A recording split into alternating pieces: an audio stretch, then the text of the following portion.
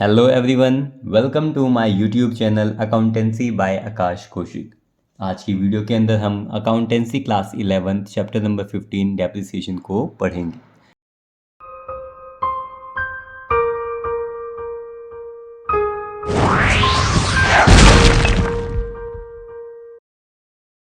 Chapter number 15 depreciation. First of all depreciation का हम meaning यहाँ देखेंगे। Depreciation is the reduction in value of assets due to its wear and tear और with efflux of time और due to obsolescence और accident. यानी कि depreciation होता है आपके फिक्स्ड एसेट की वैल्यू में जो कमी आती है उसे क्या कहते हैं, डेप्रिसिएशन। अब फिक्स्ड एसेट क्या होते हैं बेटा, जो हमने लॉन्ग रन के लिए हम परचेज करते हैं, जिसमें ह्यूज अमाउंट इन्वेस्ट होती है। जैसे कि मैंने बिल्डिंग खरीदी, फर्नीचर खरीदा, ये सारे हमारे बिजनेस के क्या हैं, फिक्स्ड एसेट। उनकी वैल्यू अगर कम हो रही है तो उसे क्या कहा जाता है, डेप्रिशिएट हो रही है, यानी कि डेप्रिसिएशन उन पे चार्ज किया जा रहा है। अब हमारे फिक्स्ड एसेट की वैल्यू कम क्यों होती है बेटा, with efflux of time, time के कारण। अगर आज की तारीख में आज आप कोई भी एक कार परचेज करते हैं तो 1 साल के बाद उस कार की वैल्यू आप देखेंगे तो वो कम हो चुकी होगी। चाहे आप उसका यूज़ करें चाहे ना करें, उसका काम 1 साल तक वो आपके पास रह चुकी है। टाइम के कारण उसकी वैल्यू में जो कमी आई है उसे डेप्रिसिएशन कहा जाता है। या फिर ड्यू टू दी ऑब्सोलेंस और एक्सीडेंट। या तो ऑब्सोलेंस यानी कि आज आपने जो कार खरीदी बेटा वो एक नॉर्मल कार थी, 1 साल के बाद सारी जगहों पर ऑटोमेटिक कार आ जाएगी। तो यानी कि जो कार आपने बेटा आज खरीदी थी वो आउटडेटेड हो चुकी है, वो पुरानी हो चुकी है, उसकी टेक्नोलॉजी पुरानी हो चुकी है, इस वजह से उसकी वैल्यू मार्केट में कम हो चुकी है। तो जो वैल्यू कम हुई उसे डेप्रिसिएशन कहेंगे, और टेक्नोलॉजी पुरानी हो गई इस वजह से डेप्रिसिएशन चार्ज हुआ है। या फिर बेटा आपने एक कार खरीदी और उसका क्या हो गया, एक्सीडेंट। आपने एक कार खरीदी, उसका हो गया एक्सीडेंट 2 महीने बाद ही, तो 2 महीने बाद ही जो कबाड़ा रह जाएगा वो कार के रूप में, वो क्या है, बेसिकली जो वैल्यू रह चुकी है, जितनी वैल्यू कम हुई उसे क्या कहेंगे, डेप्रिसिएशन। फिर आप देखेंगे डेप्रिसिएशन के जो डेफिनेशंस हैं जो कुछ लोगों ने हमारी दी गई हैं, कि depreciation is the permanent and continuing diminution in the quality, quantity and value of an asset. जो भी कमी आती है उस किसमें, क्वालिटी में, क्वांटिटी में और एसेट की वैल्यू में, उससे क्या कहा जाता है, डेप्रिसिएशन। किसी भी एसेट की क्वालिटी, क्वांटिटी और उसकी वैल्यू में जो कमी आती है उसी का कहा जाता है डेप्रिसिएशन। और ये किसने डेफिनेशन दी है, पिकल्स ने। ठीक है। अब डेप्रिसिएशन बेसिकली क्या होता है, reduction in the value of asset, यानी कि किसी भी एसेट की वैल्यू में कमी आने को हम डेप्रिसिएशन कहते हैं। अब आप देखेंगे 3 वर्ड हमारे यहाँ लिखे गए हैं, क्या क्या, डेप्रिसिएशन, अमोर्टाइजेशन, डिप्लीशन। ये तीनों एक ही चीज़ हैं बट इनका यूज़ हर एक जगह पर अलग अलग होता है, अलग अलग चीज़ के हिसाब से। वो कैसे, डेप्रिसिएशन, अगर मेरे टेंजिबल फिक्स्ड एसेट की वैल्यू कम होती है तो मैं क्या कहता हूँ जी, डेप्रिसिएशन लगा है, इसकी वैल्यू डेप्रिशिएट हो गई। अब हमारे टेंजिबल फिक्स्ड एसेट कौन से होते हैं बेटा, टेंजिबल वो एसेट्स होते हैं जिन्हें हम क्या कर सकते हैं, देख सकते हैं, which we can see and touch. जिन भी एसेट को हम लोग देख सकते हैं, जिन भी एसेट को हम देख सकते हैं, जिन भी एसेट को हम टच कर सकते हैं, वो हमारे कौन से एसेट हैं, हमारे वो हमारे टेंजिबल एसेट होते हैं। जिन भी एसेट को हम देख सकते हैं, जिन भी एसेट को हम टच कर सकते हैं, वो हमारे टेंजिबल फिक्स्ड एसेट होते हैं। एग्जाम्पल के तौर पर बेटा फर्नीचर, जिन्हें हम देख भी सकते हैं, जिन्हें हम टच भी कर सकते हैं। बिल्डिंग, जिन्हें हम देख भी सकते हैं, जिन्हें हम टच भी कर सकते हैं। मोटर कार, जिन्हें हम देख भी सकते हैं, जिन्हें हम टच भी कर सकते हैं। और भी हमारे एसेट्स होते हैं जिन्हें हम देख भी सकते हैं और जिन्हें हम टच भी कर सकते हैं। अगर उनकी वैल्यू में कमी आती है, उनकी वैल्यू में जो कमी आती है उसे बेटा क्या कहा जाता है, डेप्रिसिएशन चार्ज किया गया है इनके ऊपर। अमोर्टाइजेशन, अमोर्टाइजेशन भी वही है, reduction in the value of fixed asset, वो भी intangible fixed asset. Intangible, can't be seen only feel, can't be seen, इनको देखा नहीं जाता बट इन्हें सिर्फ फील किया जाता है। बेटा इनटेंजिबल क्या होते हैं हमारे, जिन्हें देख नहीं सकते हम, जिन्हें टच नहीं कर सकते, जिन्हें सिर्फ महसूस किया जाता है। जैसे गुडविल, बेटा एक अच्छा नाम है मार्केट में, किसी भी बड़े ब्रांड का आप नाम ले लेंगे, पेप्सी, कोको कोला, ये बड़ी कंपनियां हैं, ये मार्केट में क्या है, एक तरह से इनका ब्रांड है, एक गुडविल है। तो इनको हम देख नहीं सकते, इनको हम समझते हैं, उसका इस चीज़ों को फील किया जाता है। तो जिस चीज़ को हम फील करते हैं, जैसे कि पेटेंट हो गया बेटा, ट्रेडमार्क हो गया, कॉपीराइट हो रखे हैं, ये सारी चीज़ें हम देखते नहीं हैं, इन्हें टच नहीं किया जा सकता, इनको सिर्फ फील, इनको सिर्फ महसूस किया जाता है। वो हमारे क्या होते हैं, इंटेंजिबल एसेट। अगर उनकी वैल्यू कम हो जाती है, गुडविल कम हो जाए, यानी कि एक गुड नेम, एक रेपुटेशन, एक नाम कम हो जाए किसी कंपनी का, तो उसको देखा नहीं जाएगा। गुडविल क्या था, गुड नेम। अगर नाम कम होगा तो उसे क्या कहेंगे, amortisation of goodwill. Depletion, depletion का मतलब होता है बेटे वेस्टिंग एसेट में कमी आना। वेस्टिंग एसेट कौन से होते हैं, जैसे बेटा कोल माइंस, यानी कि जो हम खदान से जो कोल निकालते हैं, क्वारीज यानी कि जो पत्थर की एक्सट्रैक्शंस ऑफ, जो हमारे पत्थर को एक्सट्रैक्ट किया जाता है, यानी कि बेसिकली डिप्लीशन क्या का होता है बेटा, एक्सट्रैक्शन ऑफ कोल माइंस, यानी कि हमने कोल निकाला कहाँ से, कोल माइन से, तो जो उसमें कमी आई है वही हमारी क्या होती है, डिप्लीशन। ठीक है, अब देखेंगे बेटा मेथड्स, क्या देखा जाएगा, मेथड्स ऑफ डेप्रिसिएशन। वैसे तो बेटा काफ़ी तरह के हमारे मेथड्स होते हैं डेप्रिसिएशन के, बट क्लास 11 के लेवल पर दो ही मेथड यूज़ किए जाते हैं। फर्स्ट मेथड यूज़ किया जाता है स्ट्रेट लाइन मेथड, और दूसरा यूज़ किया जाता है बेटा कौन सा, रिटर्न डाउन वैल्यू मेथड। पहला मेथड जो यूज़ करते हैं उसे कहते हैं स्ट्रेट लाइन मेथड, और सेकंड मेथड जो हम क्लास 11th में यूज़ करते हैं डेप्रिसिएशन को कैलकुलेट करने के लिए, वो होता है written down value method. Straight line के तीन नाम और होते हैं, वो होते हैं fixed instalment method, original cost method और fixed percentage method. Written down value method दो तरह के इसके और नाम होते हैं, diminishing value method, reducing balance method. इनमें से कोई भी नाम लिखा हो वो हमारा स्ट्रेट लाइन मेथड ही माना जाएगा। इन दोनों में से, इन तीनों में से कोई भी नाम लिखा हो उसे आप रिटर्न डाउन वैल्यू मेथड ही मानेंगे। अब आते हैं हम इसके आगे, स्ट्रेट लाइन मेथड। तो आप यहाँ देखेंगे मैंने एग्जाम्पल के तौर पर यहाँ पे लिखा हुआ था फर्नीचर। फर्नीचर बेटा क्या है, हमारा फिक्स्ड एसेट। तो हमने एक एग्जांपल लिया कि फर्नीचर हम लोगों ने परचेज़ किया हमारे बिजनेस में 1 लाख रुपीज़ का, उसकी कॉस्ट क्या थी 1 लाख, हमने 1 लाख रुपये में फर्नीचर को परचेज़ किया। हमने ये माना कि इसके ऊपर स्ट्रेट लाइन मेथड से डेप्रिसिएशन चार्ज करेंगे, यानी कि इसकी हर साल वैल्यू को कम किया जाएगा, डेप्रिशिएट किया जाएगा 10% के हिसाब से। तो बेटा कॉस्ट प्राइस के ऊपर ही हम डेप्रिसिएशन लगाते हैं हर साल। फर्स्ट ईयर यानी कि पहले साल जो इसकी वैल्यू कम होगी उसके ऊपर जो डेप्रिसिएशन लगेगा वो 10% के हिसाब से पूरे साल भर लगेगा।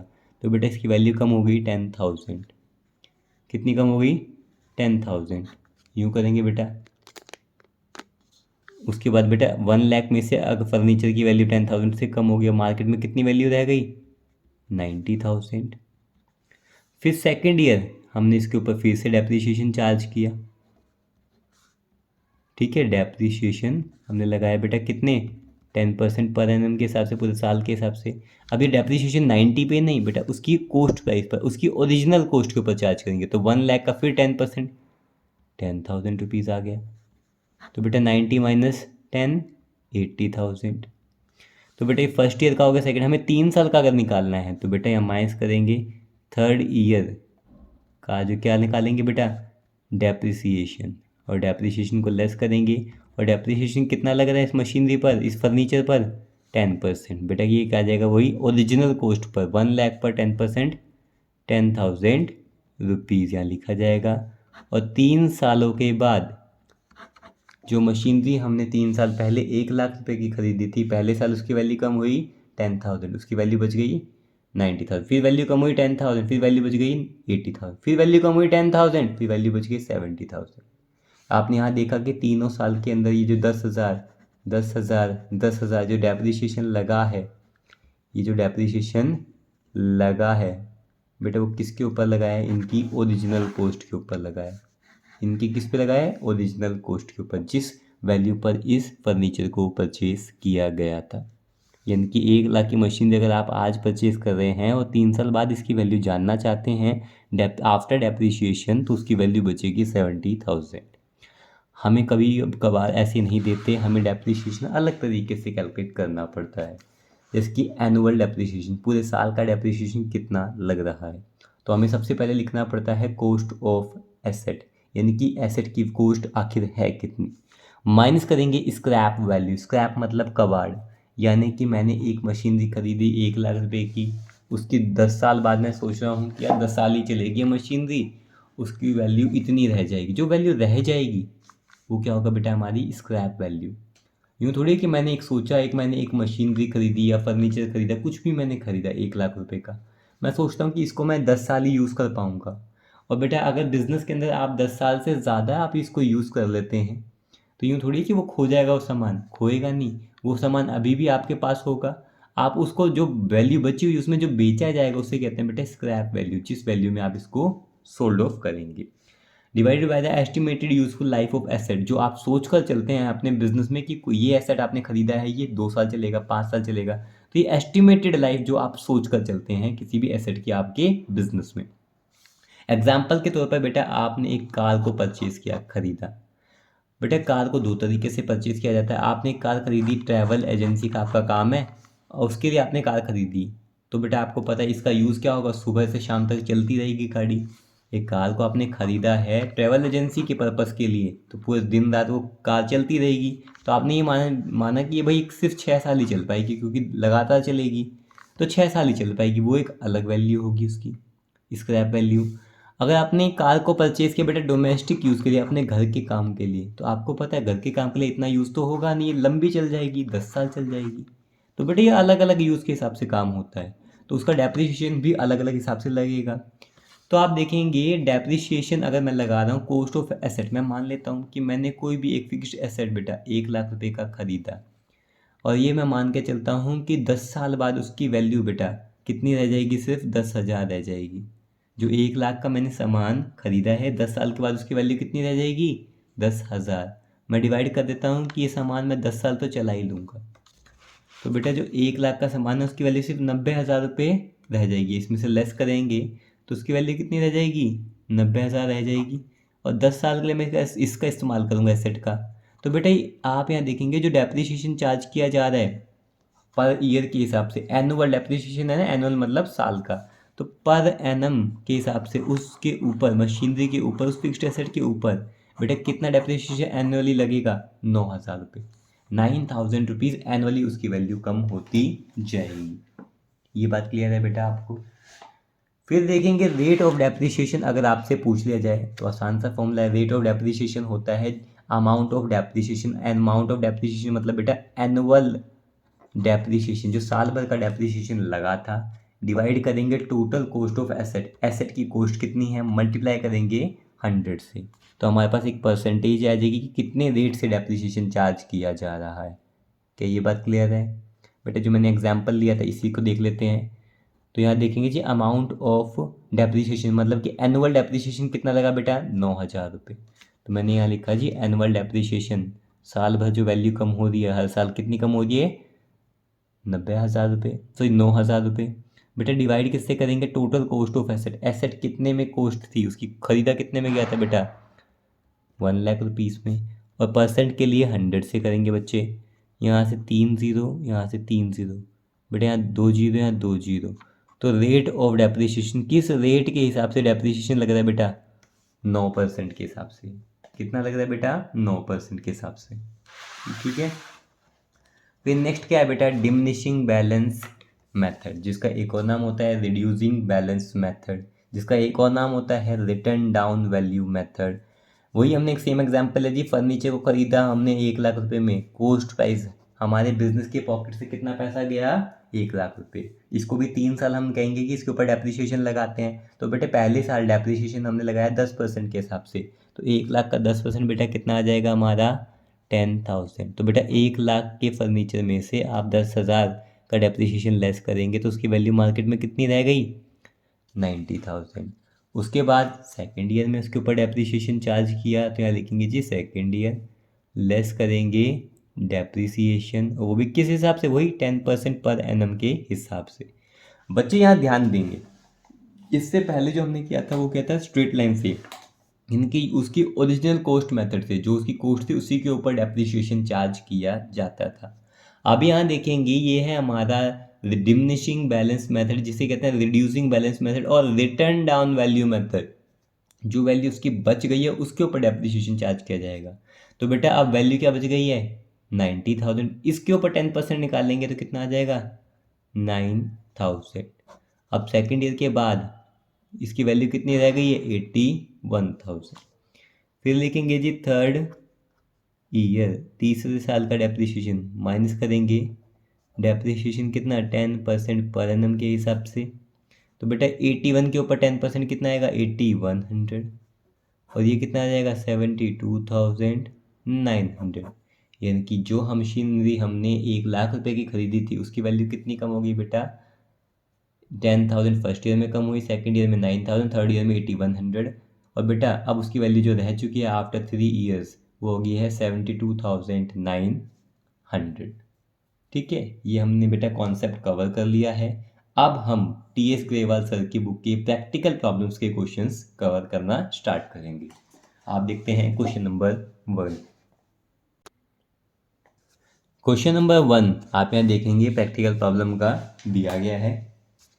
स्ट्रेट लाइन मेथड से बेटा हमें इसे करना है। क्वेश्चन नंबर 1 दिया गया है कैलकुलेट एनुअल डेप्रिसिएशन, हमें एनुअल डेप्रिसिएशन को कैलकुलेट करना है and rate of depreciation under straight line method in each of the alternative cases, हमें एनुअल डेप्रिसिएशन कैलकुलेट करना है और ये सारे केस हमें दिए गए हैं और ये बेटा ये सॉल्यूशन दिया गया है। सिंपल सी बात है, सबसे पहले तो हम इसका फॉर्मूला लिखेंगे किसका एनुअल डेप्रिसिएशन का। तो यहाँ देखेंगे एनुअल डेप्रिसिएशन का बच्चे फॉर्मूला होता है टोटल कॉस्ट ऑफ एसेट, यानी कि जो हमने एसेट खरीदा है उसके ऊपर कितनी कॉस्ट लग गई है, माइनस एस्टिमेटेड स्क्रैप वैल्यू, यानी कि जब हम इसको सोल्ड ऑफ करेंगे तब इसकी वैल्यू कितनी आखिर रहेगी उसकी एस्टिमेशन हम पहले लगा लेते हैं, divided by the estimated useful life of asset, ये एसेट हमारे बिजनेस में कितने साल तक ये चलेगा। तो बेटा यहाँ देखते हैं, यहाँ देखेंगे फर्स्ट पॉइंट पर हमें जो दिया गया है बच्चे case A, purchase price of machinery, हमने एक मशीनरी खरीदी जिसकी वैल्यू थी 1,80,000 रुपये, उसको इंस्टॉल करवाने के बेटे 20,000 रुपये लग गए। हमने माना है कि उसकी एस्टिमेटेड स्क्रैप वैल्यू रह जाएगी 10,000 रुपये, और वो कितने साल चलेगी 5 साल वो मशीनरी हमारे बिजनेस में रन करेगी। तो कोई दिक्कत नहीं बेटा, हमने एक मशीनरी को ख़रीदा था कितने में 180 में, और उसे इंस्टॉल करवाने के 20,000 लग गए, तो टोटल हमारी जेब से कितना पैसा गया 180 + 20 2 लाख रुपए गए। तो बेटा यहाँ लिखा जाएगा 1,80,000 में तो मैंने मशीनरी को ख़रीदा, प्लस में उसको इंस्टॉल करवाने के अपने बिजनेस में 20,000 रुपये मेरे लग गए, माइनस में ये मान के चल रहा हूँ कि बेटा 5 साल बाद उसकी वैल्यू कितनी रह जाएगी 10,000। ठीक है, 10,000 उसकी वैल्यू रह जाएगी, डिवाइड में करूँगा वो मशीनरी मेरे बिजनेस में कितने साल चलेगी 5 साल चलेगी। तो बेटा यहाँ देखेंगे 2 लाख रुपए की वो मशीन मेरे को परचेज़ की पड़ गई, इतना पैसा उस मशीनरी को परचेज़ करने पे मेरी जेब से गया, डिवाइड उसकी वैल्यू कितनी रह जाएगी 5 साल के बाद 10,000, डिवाइड करूँगा बेटा मैं 5 से, तो ये कितना आ जाएगा मेरा 1,90,000 डिवाइड बाय 5, और बेटा इसकी वैल्यू जो हर साल कम हो रही है वो कितनी कम हो रही है 38,000 पर ईयर, ये जो वैल्यू कम हो रही है एनुअली जो इसके ऊपर डेप्रिसिएशन चार्ज हो रहा है। अब किस रेट से इसकी वैल्यू कम हो रही है, तो बेटा यहाँ लिखेंगे रेट ऑफ डेप्रिसिएशन। फॉर्मूला क्या होता है annual depreciation divided by the total cost of asset multiply 100 for the %। तो बेटा एनुअल डेप्रिसिएशन पूरे साल भर का डेप्रिसिएशन कितना लग रहा है 38,000, डिवाइड करेंगे आखिरकार वो मशीनरी के लिए कितना पैसा देना पड़ा 180, बेटा नहीं 180 प्लस इंस्टॉलेशन का पैसा भी तो देना पड़ा 20,000 रुपये, तो बेटा 2 लाख रुपये बिजनेस की पॉकेट से गए हैं। मल्टीप्लाई किससे करेंगे बेटा 100 से, इसको सॉल्व करेंगे बेटा, यहाँ पे 30 से 30 कैंसिल, 20 से 20 cancel, and the rate of depreciation is 19%। 19% के हिसाब से हर साल उस एसेट की वैल्यू कम हो रही है, यानी कि उस मशीनरी की वैल्यू कम हो रही। ठीक है, अब देखेंगे केस बी। यहाँ पे बेटा मशीनरी परचेज की थी हमने 4,75,000 में, उसको इंस्टॉल करवाने के 25,000 रुपये लग गए थे, और उसकी 5 साल बाद उसकी वैल्यू कितनी हो जाएगी 50,000 ही रह जाएगी। स्टार्ट करेंगे बेटा वही तरीका, फॉर्मूला तो हमारा वही लगा देंगे एनुअल डेप्रिसिएशन का total cost of asset minus estimated scrap value over estimated useful life of asset. बेटा फॉर्मूला लगाएंगे सीधा पुट कर देते हैं यहाँ पर, तो यहाँ पुट करेंगे बेटा, तो यहाँ देखिए फर्स्ट नंबर पे 4,75,000 के हमने मशीनरी को परचेज़ किया, प्लस 25,000 रुपये इसको इंस्टॉल करवाने के खर्च हो गए, तो टोटल कॉस्ट हमें 5 लाख पड़ जाएगी बेटा। माइनस करेंगे क्या, स्क्रैप वैल्यू, स्क्रैप वैल्यू है बेटा 50,000 रुपीज़, डिवाइड किससे करेंगे, एस्टिमेटेड यूजफुल लाइफ बेटा वो दी गई है 5। तो सॉल्व करेंगे बेटा, तो जो टोटल कॉस्ट ऑफ एसेट है वो 5 लाख रुपीज़, लेस करेंगे स्क्रैप वैल्यू 50,000 डिवाइडेड बाय 5, बेटा ये आ जाएगा हमारा 4,50,000 डिवाइडेड बाय 5, यानी कि हर साल जो मशीनरी की वैल्यू कम हो रही है वो कितने से हो रही है बच्चे बच्चे 90,000 से। ठीक है, 90,000 से वैल्यू कम हो रही है। आप क्या निकालेंगे, किस रेट से वो वैल्यू कम हो रही है बेटा, तो रेट ऑफ डेप्रिसिएशन क्या होता है, एनुअल डेप्रिसिएशन बाय, क्या था हमारा, annual depreciation by cost of asset. तो बेटा एनुअल डेप्रिसिएशन कितना लग रहा है, 90,000 यहाँ लिखेंगे, और कॉस्ट कितनी पड़ी थी एसेट की बेटा, टोटल 5 लाख रुपीज़ हमारे बिजनेस की पॉकेट से गया था। परसेंटेज के लिए बेटा मल्टीप्लाई करेंगे किससे, 100 से। तो बेटा देखोगे 3 जीरो से 3 जीरो कैंसिल, 2 जीरो से 2 जीरो कैंसिल, कितना रेट रह गया, सिर्फ 18%। 5 को करेंगे 90 से, तो किस रेट से डेप्रिसिएशन चार्ज किया जा रहा है उस मशीनरी पर, 18% के हिसाब से। फिर देखेंगे आप यहाँ पर सी के अंदर कि 90,000 का बेटा हमारी मशीनरी थी और इंस्टॉल करवाने में 10,000 खर्च होगी, तो बेटा और हमने उसको 10 साल बाद बेचा और उसकी स्क्रैप वैल्यू कितनी बची है, 20,000। कुछ नहीं बेटा, वही सेम एनुअल डेप्रिसिएशन, 90,000 की मशीनरी के पैसे हमने दिए बेटा, 10,000 उसके इंस्टॉलेशन पे हमने पे किया, और कितने टाइम बाद, यहाँ बोला गया है कि 10 साल बाद उसकी वैल्यू सिर्फ 20,000 रह जाएगी बेटा, कितने साल बाद, 10,000। तो बेटा यहाँ लिखेंगे 1 लाख रुपीज़ की हमें मशीनरी पड़ गई, 20,000 रुपये हमारी जेब से हमारे उसकी वैल्यू रह जाएगी कितने साल बाद, 10 साल बाद। तो अभी उसकी वैल्यू कितनी है बेटा, अगर उसकी वैल्यू देखेंगे 80,000 डिवाइडेड बाय 10, यानी कि हर साल जो वैल्यू कम होगी, हर साल जो वैल्यू कम हो रही है मशीनरी की वो कितनी कम हो रही है, 8,000 रुपये से कम हो रही है। रेट ऑफ डेप्रिसिएशन क्या होता है, annual depreciation over total cost of asset बेटा, तो एनुअल डेप्रिसिएशन जो लग रहा है वो 80,000 रुपये। मशीनरी को खरीदते वक्त हमारी जेब से कितना पैसा गया, 1 लाख रुपये बेटा। परसेंटेज के लिए हम मल्टीप्लाई करते हैं 100 से बेटा, 3 जीरो 3 जीरो 2 जीरो 2 जीरो, हमारी जो वैल्यू कम हो रही है वो 8% के हिसाब से बेटा हर साल कम हो रही है। ठीक है, नेक्स्ट भी वही है बेटा हमारा एनुअल डेप्रिसिएशन वाला ही, पर देख लेते हैं कि हमने एक मशीनरी को 340 में ख़रीदा और 60 में इसको इंस्टॉल करवाया, तो बेटा यहाँ लिखेंगे 340 में हम लोगों ने इस मशीनरी को ख़रीदा है, तो एनुअल डेप्रिसिएशन में 340 में हमने इसको परचेज़ किया था, इसको इंस्टॉलेशन करवाने पर बेटा बिजनेस के 60,000 और चले गए। इसकी स्क्रैप वैल्यू कितनी बचेगी, 40,000 ही बचेगी, और वो भी कितने सालों के बाद, 10 सालों के बाद।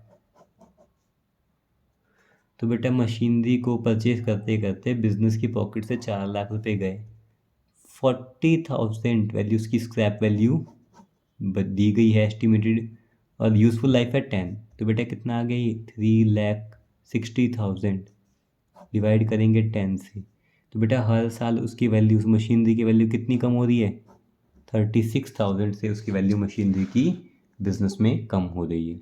अब किस रेट से उसकी वैल्यू कम हो रही है, तो बेटा रेट ऑफ डेप्रिसिएशन क्या बताया था, एनुअल डेप्रिसिएशन जो हर साल उसकी वैल्यू कम हो रही है, डिवाइड करते हैं बेटा कॉस्ट ऑफ एसेट, यानी उस एसेट को परचेज करने में कितना पैसा लग रहा है, कितना पैसा लग रहा है, 4 लाख, मल्टीप्लाई करेंगे बेटा किससे, 100 से। आसान है बेटा, 3 जीरो से 3 जीरो कैंसिल, 2 जीरो से 2 जीरो कैंसिल, 4 9 सा, तो बेटा यहाँ देखेंगे रेट ऑफ डेप्रिसिएशन 9%, 9% से डेप्रिसिएशन चार्ज किया जा रहा है, उसकी वैल्यू कम हो रही है।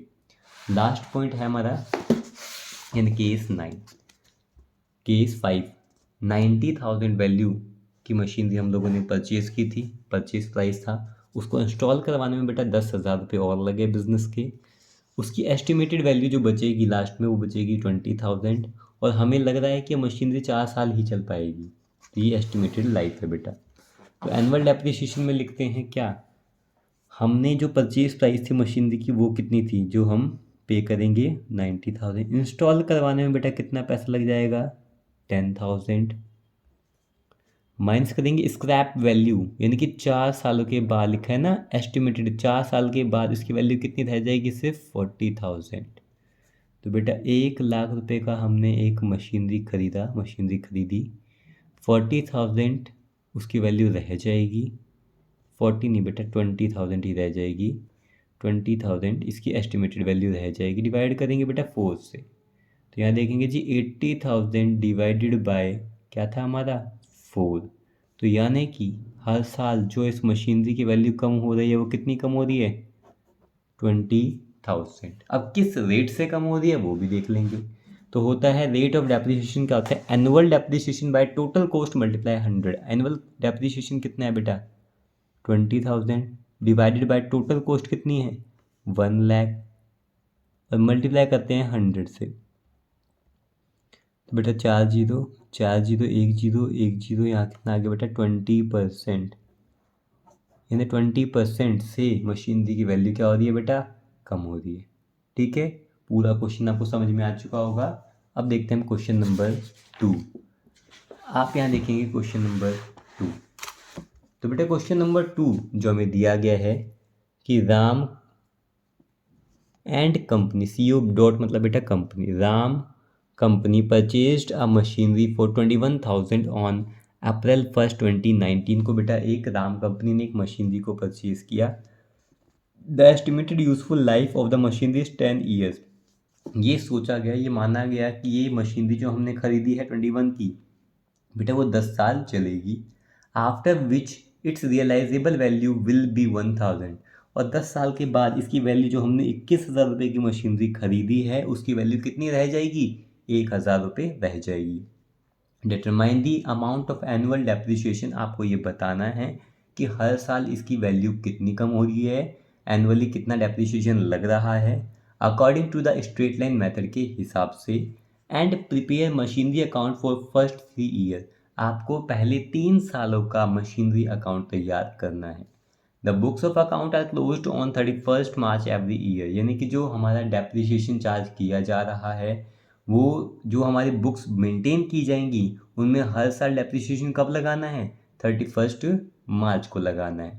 तो सिंपल सी बात है बेटा। तो यहाँ देखेंगे क्वेश्चन नंबर 2। तो क्वेश्चन नंबर 2 में आप यहाँ देखेंगे amount of annual depreciation, formula क्या होता है, वही total cost of asset minus estimated scrap value over estimated useful life of asset. तो बेटा टोटल कॉस्ट जो हमारी मशीनरी थी वो बेटा 21,000 की थी। एस्टिमेटेड लाइफ के बाद उसकी जो रियलाइजेबल वैल्यू रह रही थी बेटा वो थी 1,000। इसको डिवाइड करते हैं, एस्टिमेटेड यूजफुल लाइफ थी बेटा 10 ईयर्स। इसको सॉल्व करेंगे तो बेटा 20,000 डिवाइड बाय 10, यानी कि हर साल जो हमारे मशीनरी की वैल्यू जो कम हो रही है बेटा वो कितनी हो रही है 2,000 पर एनम, हर साल 2,000 रुपये कम हो रही है उस मशीनरी की वैल्यू। तो यहाँ लिखा जाएगा, हमें अकाउंट भी तैयार करना है। तो लिखेंगे in the books of Ram and company, machinery account हम तैयार कर रहे हैं बेटा। इसका फॉर्मेट क्या होता है, date particular amount debit side में, क्रेडिट साइड में बेटा डेट पर्टिकुलर अमाउंट। फिर अब शुरुआत कहाँ से होगी बेटा, हमारी डेबिट साइड से। कभी भी हमें किसी भी एसेट को खरीदा जाता है तो उसको कहाँ लिखेंगे, डेबिट साइड में। वो कैसे, आप यहाँ देखेंगे बेटा, आप यहाँ देखेंगे बेटा अगर हमने किसी भी मशीनरी को ख़रीदा है तो अगर मैं इसकी जर्नल एंट्री करूँगा तो मैं क्या करता, मैं यही करता इसकी entry, machinery account debit to cash account, मैं ये एंट्री करता और अमाउंट कितनी लिख देता, 21,000 में मैंने इस चीज़ को ख़रीदा है, ये मैं इसकी वैल्यू लिख देता, है ना बेटा। बट ध्यान दे हम इसको अकाउंट में ले जा रहे हैं, लिखा है ना मशीनरी अकाउंट में। तो बेटा मशीनरी अकाउंट में अगर इस एंट्री को ले जा रहे हैं, जो मैंने मशीनरी खरीदी है, जो मशीनरी टू कैश, मैं इसकी जर्नल करता। अब इस एंट्री को मैं अकाउंट में ले जाऊंगा तो साइड क्या हो जाएंगी, चेंज। और आपको पता है लेडजर का रूल पता ही है, जिसका अकाउंट होता है उस अकाउंट में उसका नाम तो लिखते ही नहीं है। तो मशीनरी में मशीनरी अकाउंट के अंदर मशीनरी का नाम तो लिखेंगे नहीं, तो किसका नाम लिखा जाएगा, टू कैश लिखा जाएगा। बेटा क्रेडिट साइड में ये लिखा हुआ है, क्रेडिट से कहाँ लिखेंगे इसको, डेबिट साइड में लिखा जाएगा। कहाँ लिखा जाएगा, क्रेडिट से डेबिट साइड में लिखा जाएगा। क्या लिखेंगे, टू कैश अकाउंट, और अमाउंट क्या आ जाएगी 21,000। तो मशीनरी अकाउंट के अंदर मशीनरी का नाम नहीं आता, अपोजिट का नाम आता है टू कैश, और अमाउंट कितनी लिखी जाएगी 21,000। और ये कहाँ, क्रेडिट से कहाँ लिखा जाएगा, डेबिट साइड में। बेटा डेट लिखेंगे, यहाँ पे दी गई है, हमने जब परचेज़ की थी machinery 2019 April 1 to cash account. आपको पता चल गया ये कैश मैंने क्यों लिखा और कहाँ से लिखा। और ये मशीनरी हमने खरीदी थी और पैसा गया। बेटा कितनी वैल्यू की मशीनरी हमने खरीदी थी, 21,000 की। हमने और कोई मशीनरी खरीदते तो टू कैश अकाउंट यहाँ लिख दिया जाएगा, हम पर हमने नहीं खरीदी। फिर डेप्रिसिएशन चार्ज करेंगे 31 मार्च को, सेशन एंड कर देंगे, यहाँ लिखेंगे 2020 और क्या लिखा जाएगा, मार्च 31 bye depreciation account, bye depreciation account. अब बेटा आप समझेंगे, एक मशीनरी जिसकी वैल्यू कितनी थी बेटा, 21,000, कितनी वैल्यू थी 21,000, उसकी वैल्यू कितनी कम हो गई थी बेटा 1,000 से। वैल्यू कितनी रह गई थी, 10 साल के लिए था, उसकी वैल्यू बेटा 20,000 डिवाइड बाय 10, उसकी वैल्यू कितनी रह गई थी, 2,000 से हर साल कम हो रही थी। आपको पता है यहाँ डेप्रिसिएशन काउंट करने की ज़रूरत इसलिए नहीं है कि हमने ऊपर ही डेप्रिसिएशन काउंट कर रखा है। Rate amount of annual depreciation, साल भर एनुअली जो डेप्रिसिएशन लग रहा है मशीनरी पर वो कितना लग रहा है, 2,000 रुपये। तो यहाँ पर हमें कैलकुलेट करने की ज़रूरत है ही नहीं, लिख देना है बेटा डेप्रिसिएशन कितना रहेगा पूरे साल भर का, 2,000 रुपीज़। आप टोटल करेंगे, ये कितना आ गया बेटा 21,000। यहाँ पर भी कितना लिखा जाएगा 21,000, जो ज़्यादा होता है बेटा वही लिखते हैं। तो 21 और 2 में से बेटा 21 ज़्यादा है, हमने टोटल में लिखा। जो मशीनरी मेरी 21 की थी उसकी वैल्यू पहले साल में 2,000 रुपये से कम हो गई, तो मार्केट में उसकी कितनी वैल्यू रहेगी, 90,000 उसकी वैल्यू रह गई। सेम डेट को बेटा मार्च 31 by balance carried down, balance carried down अपने अगले दिन क्या बन जाता है, ब्रॉट डाउन, वो भी अपोजिट साइड में बेटा। तो यहाँ क्या लिखेंगे, 2020 अप्रैल 1, क्या लिखा जाएगा, to balance brought down. Machinery कितनी की रहेगी बेटा, 19,000 की। और कोई मशीनरी हमने परचेज नहीं की है, इसके ऊपर फिर क्या करेंगे, सेशन को एंड करेंगे 2021 मार्च 31 बाय डेप्रिसिएशन अकाउंट लिखा जाएगा बेटा। वही वैल्यू कितनी कम हो रही है हर साल, 2,000 रुपये से बेटा। तो 19,000 या टोटल में लिखेंगे, यहाँ पर भी टोटल में कितना लिखा जाएगा 19,000, यहाँ लिखेंगे मार्च 31 बाय बैलेंस कैरिड डाउन। बेटा 19,000 की मशीनरी थी जिसकी वैल्यू 2,000 से कम हो गई है, तो वैल्यू कितनी रह गई 17,000। बैलेंस कैरिड डाउन अपने नेक्स्ट क्या बन जाता है, ब्रॉट डाउन। तो अप्रैल के बाद क्या आएगा बेटा, सॉरी मार्च के बाद क्या आएगा, अप्रैल 2021 अप्रैल 1 टू बैलेंस ब्रॉट डाउन। बेटा वैल्यू कितनी है 17,000। फिर कुछ भी नहीं है, सेशन एंड करेंगे 2022 मार्च 31, क्या लिखेंगे, बाय डेप्रिसिएशन अकाउंट। बेटा हर साल वैल्यू कितनी कम हो रही है 2,000, या लिखेंगे क्या 2,000 से वैल्यू कम हो रही है, और कुछ तो है नहीं बेटा। टोटल करेंगे कितना आ जाएगा 17,000, यहाँ पर भी लिखा जाएगा 17,000। तो बेटा 17,000 की मशीनरी 2,000 से कम हो गई है, यानी उसकी वैल्यू जो अब बची है मार्च 31 को लिखा जाएगा बाय बैलेंस कैरिड डाउन, और वैल्यू कितनी बची है 15,000। कैरिड डाउन अपने नेक्स्ट डे क्या बन जाता है, ब्रॉट डाउन। तो बेटा यहाँ लिखेंगे 2022 अप्रैल 1 टू बैलेंस ब्रॉट डाउन, कितनी वैल्यू बची है 15,000। ठीक है, तो जो मशीनरी आपने 2019 के अंदर खरीदी थी, जो मशीनरी आपने 2019 के अंदर बेटा परचेज करी थी 21,000 की, 3 साल के बाद उसकी वैल्यू कितनी रह जाएगी? 15,000, अगर उसके ऊपर 10% के हिसाब से डेप्रिसिएशन चार्ज किया जाता है तो। अब देखेंगे हम क्वेश्चन नंबर 3। यहाँ दिया गया है कि calculate the amount of annual depreciation, यानी हमें पूरे साल भर का डेप्रिसिएशन कितना किसी भी एसेट पर लगेगा वो कैलकुलेट करना है।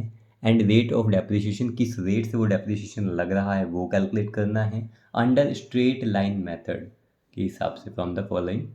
Purchase a second hand machine for 96,000, हमने एक मशीनरी खरीदी 96,000 की। Spend 24,000 on its cartage repair installation, इसको लाने के लिए, इसको रिपेयर करवाने की कितने पैसे लग गए? 24,000 लग गए।